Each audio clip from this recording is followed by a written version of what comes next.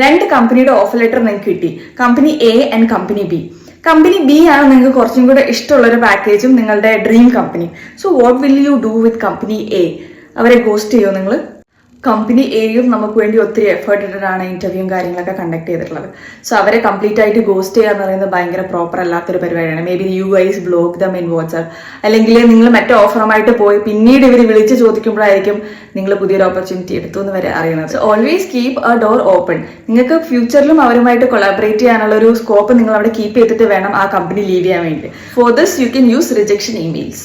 So എങ്ങനെയാണ് ഒരു rejection email അയക്കേണ്ടതെന്നുള്ളത്, ആ പേര് പോലെ ആവരുത് അതിന്റെ content. You should tell them how grateful you are for the opportunity. അതേപോലെ തന്നെ ആ മീറ്റിംഗ്സിനും കാര്യങ്ങളും കുറെ കാര്യങ്ങൾ പഠിക്കാൻ വേണ്ടി പറ്റി. And also in future you wish to collaborate with them. So ഞാൻ കുറച്ച് സാമ്പിൾ റിജക്ഷൻ ഇമെയിൽസ് ഡിസ്ക്രിപ്ഷനിൽ ആഡ് ചെയ്യുന്നുണ്ടാവും. സോ നെക്സ്റ്റ് ടൈം നിങ്ങൾക്ക് ചിലപ്പോൾ ബഡ്ജറ്റ് ഇഷ്യൂസ് കൊണ്ടോ അല്ലെങ്കിൽ കമ്പനി ഇഷ്യൂസ് കൊണ്ടോ അല്ലെങ്കിൽ നിങ്ങൾ അറ്റൻഡ് ചെയ്ത് ഇന്റർവ്യൂവിനേക്കാളും കുറച്ചും കൂടെ ബെറ്റർ ഓഫർ കുറച്ച് ദിവസം കഴിഞ്ഞ് നിങ്ങൾക്ക് ക്രാക്ക് ചെയ്ത് കിട്ടി.